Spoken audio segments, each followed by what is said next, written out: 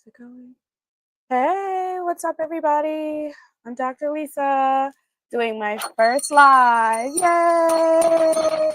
If you've been following me for a while, you know I have a bell or some type of sound effect.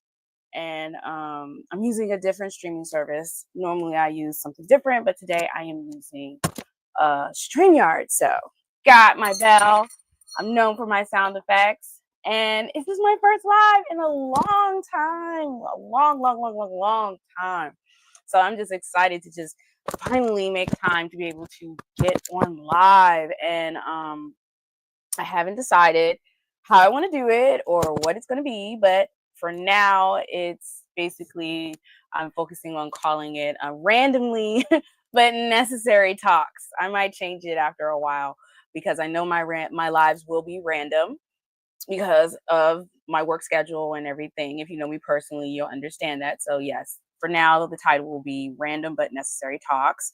And I'm live everywhere. So I'm live on TikTok. I'm on every platform. I felt like it would be good for me to come on live with all streaming platforms that I use, all social medias, so that people can see that regardless of what the platform is that I am on, that even though the content may differ a little bit, how I approach it is the same all throughout.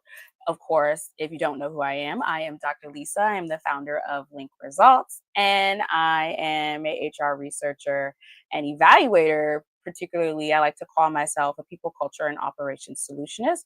And what I do is I help businesses to understand the impact and return on investment of their HR initiatives. So I'm a straight up nerd girl. I'm going to get in there and help you to understand how the human aspect of your business is being impacted and what the return on investment.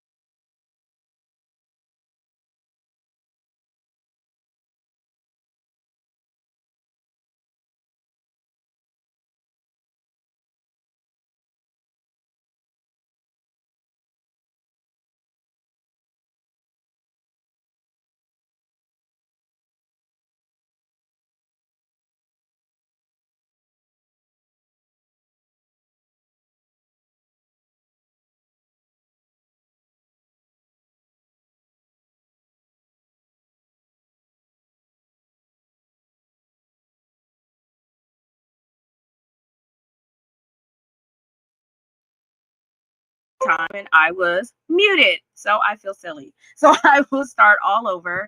Looks like my button had got clicked. And as I just said, I will start back over. Ring, ring, ring. I am Dr. Lisa. If you don't know who I am, and sorry, I was muted for the past 2 minutes. And I'm getting new to this streaming platform, as I said, and I'm not used to using StreamYard, but I am using StreamYard. I'm live on all my social media platforms. So hey, TikTok, hey to everyone else. And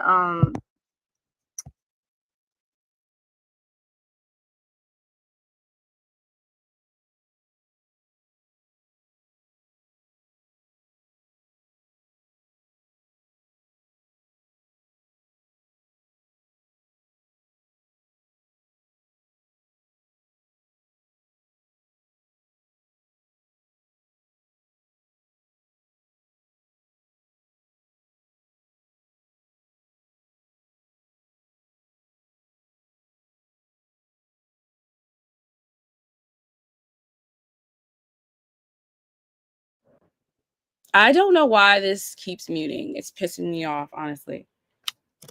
I can hear me on TikTok, but it keeps muting. I'm using StreamYard, so if anybody else use StreamYard, I hope you're not having the same issue, but it keeps putting me on mute for some reason. I don't know why it keeps doing that. But anyways, I'm here to speak about the being compliant, how being compliant does not mean you are an asset. So when I say that, I'm speaking from an HR perspective, but for me, as I said earlier, sorry if I have to keep repeating myself, I keep getting put on mute. But when I speak of from the HR perspective, I'm speaking of from the human aspect of a business. A human is what drives business success. We as humans are the employees, whether leadership, subordinate, whatever. And humans are what buy or use the products and services that the business, which is the human, creates or pushes or sells or whatever for society. And so when I'm speaking of being compliant, as we see how HR is moving, it's more from a compliant aspect. As we see, there's a lot of pushback from DEI and other things that are highlighting inclusivity, diversity, and just really what makes us human, right? So we're moving into this compliance aspect. And when you are being compliant, that means you are not using your voice. It means you are not being a true asset to a business. You're not being a true asset to driving business success. You're not being an asset to understanding why there are issues within a workplace. And that's really what HR is about.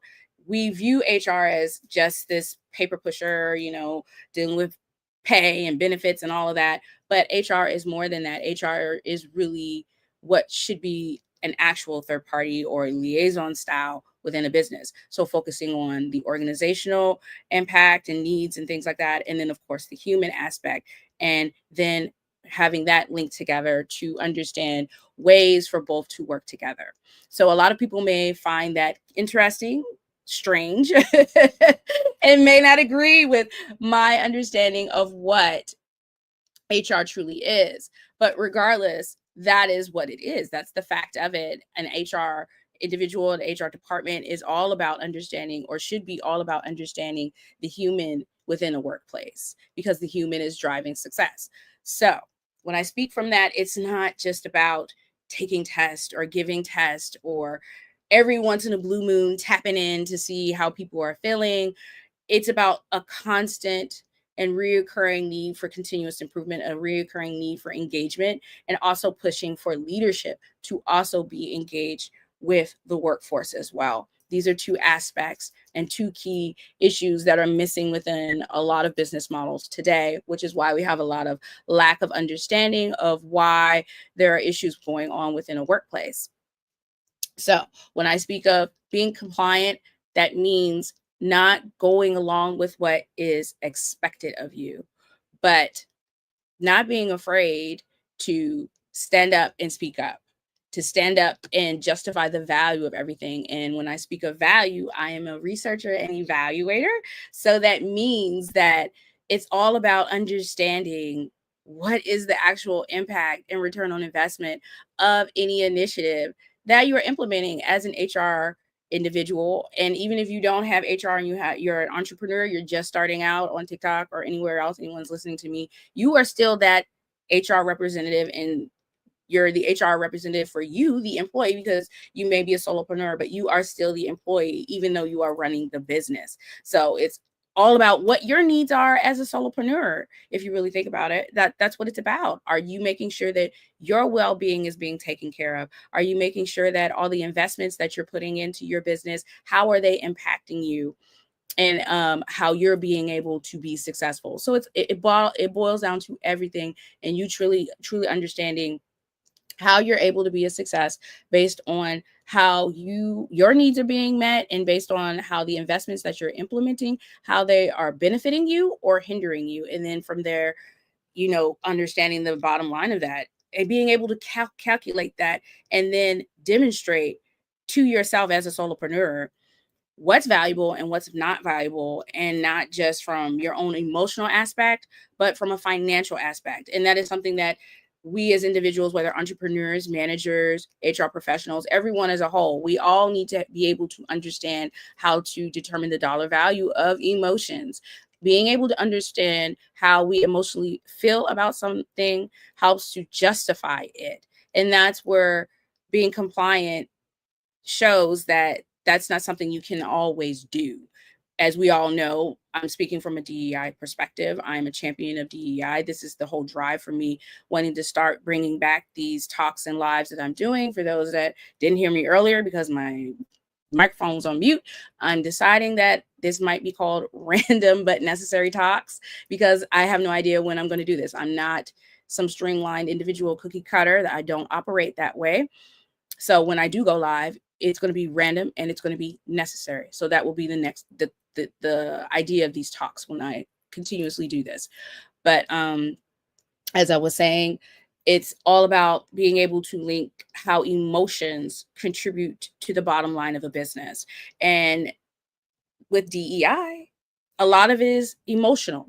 So when we see the pushback for DEI, there's no way to justify it because we can see all these studies that are out here and how they're saying, oh, well, it creates innovation, it creates all this and that. But no one ever really links it down to the bottom line. No one ever really links the impact to the actual return on investment of that actual initiative. So that is what I do. And that is what is there to help push against compliance. And that is something that HR professionals truly need to start doing. If you don't know what I'm talking about, you can see in my highlights on any of my platforms, my ROI or return on investment of DEI. I have it on all my social media platforms. Click the link. It's a good download and it'll help you to justify how to determine the return on impact of your DEI initiatives or any HR initiative that is. But with that being said, you cannot be compliant, but you have no justification for why you're being compliant. You cannot be compliant and have no justification for how you are contributing to a business.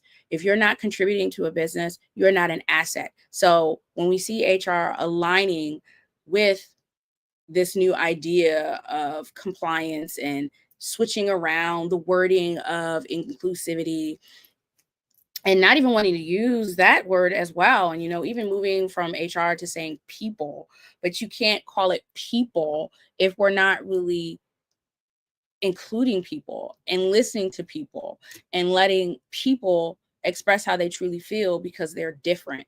And then highlighting those differences and justifying why those differences must be recognized and how there's stigma and disparity because of differences.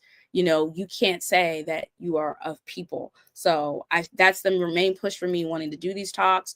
I look forward to hearing everybody's content, not content, but feedback regarding these talks. My apologies that for some reason StreamYard kept putting me on mute. I hate that. I really do. I'll probably this should be recording, so I'll probably chop it up and try to give some more content regarding this. But my whole goal is for everyone to truly understand and have a way to justify why inclusivity matters, why DEI matters, and not from just us speaking from a behavioral aspect, but from a financial aspect. We have to really focus on putting the dollar value on the importance of DEI. We have to. That's the only way, because as we know, businesses don't care about people, even though businesses are ran by people and people are at the top. And remember when Mitt Romney said corporations are people? I at the time when he said that years back when he was running for president, I was like, what the hell? No. But now as I'm thinking about it, and the more that I'm going along with, getting into helping people understand the importance of DEI and value it and showing the value of it, we as humans, we are the corporations. We're the ones buying. We see all the pushback from DEI and how people are divesting from corporations because of it. That's because of people. Whether people are working within the business because they need that job, please believe if they don't agree with it, they're still not buying those products, and they are finding a way to divest and get away from that as well. Or just us not wanting to buy products from different businesses because of how they treat us. We drive corporations. We are the work and the push for corporations. So yes, corporations are people. So it's up to us as people, whether we're working in a business or outside of it, to continue the push for DEI. And the only way to do that is through the justification of it being a monetary asset. And that's by understanding how to do that. Now, I plan on doing a webinar for that in the future very soon, hence why I'm doing all the streaming to get used to doing all of this, because I'm using a different platform. But I do have that handout. I will also put a link for it in the comments. I know on TikTok, you guys are like, what is she talking about? I can also, if you go on, I'm trying to think because you guys are on TikTok. If you go on I think I have drlisamarielee.com. It should be on there. And if it's not, you can also send me an email at lisalee@linkresults.com as well. Or just go on Dope CEO. I'm live on Instagram also. So that will have the information as well, TikTok. Okay. But that's my goal. The goal is, as I said, being compliant doesn't mean that you're an asset. So we all, as entrepreneurs, employees, wherever you rank in your business, your goal is to be an asset. And that only comes with being able to justify your beliefs. And that goes down to showing the dollar value. As I said, businesses are all about dollars. And if you can't make anything make sense, it doesn't matter, you know? So you need to show how emotions contribute to return on investment and profit for a business. And that is something that I do. And that is something that I will be showing as time goes on. And don't forget to check out the handout that I do have, and I'll be putting it in the comments as I said. But for now, it's all about being an asset, not being afraid to speak up, and showing justification, linking emotions to the bottom line. So when I say that, let's say you've implemented this DEI initiative. You want to implement how to make people feel psychologically safe within the workplace, right? So one good way to do this is to align with your finance and accounting department, because they're going to have keep track and have all the documentation of when you've implemented any type of investment. So that's first and foremost. And then from there, you're going to know how much you paid for it, right? And then from there, you're going to look at the benefits of it. So we're looking at emotions, right? So when someone feels happy about something or positive about something, that's going to contribute to them being satisfied, right? And about their position. It's going to contribute to them being more motivated, right? And if someone's more motivated, then that's going to mean that they're more productive. So that's where you're going to track the productivity. So it's not only keeping track of emotions, so it's constantly keeping in and recording and evaluating how people's emotions are changing. But when you see how people's emotions are changing, then you're able to track how their behavior changes, right? And then when you're able to track how someone's behavior changes, then you can track how that behavioral change is contributing to more productivity, whether it's the selling of more goods, the creation of more goods, whatever that is. And that's where your dollar value comes in, right? Because then you can weigh that, you can measure that. And then if you can measure that, you can link that back to emotion, right? So from your emotion, you link it to what you can weigh. And if you can weigh and measure it, then you can put a dollar value on it, right? And then from there, then once you have that dollar value, then you can do it by determining the return on investment and calculating the return on investment.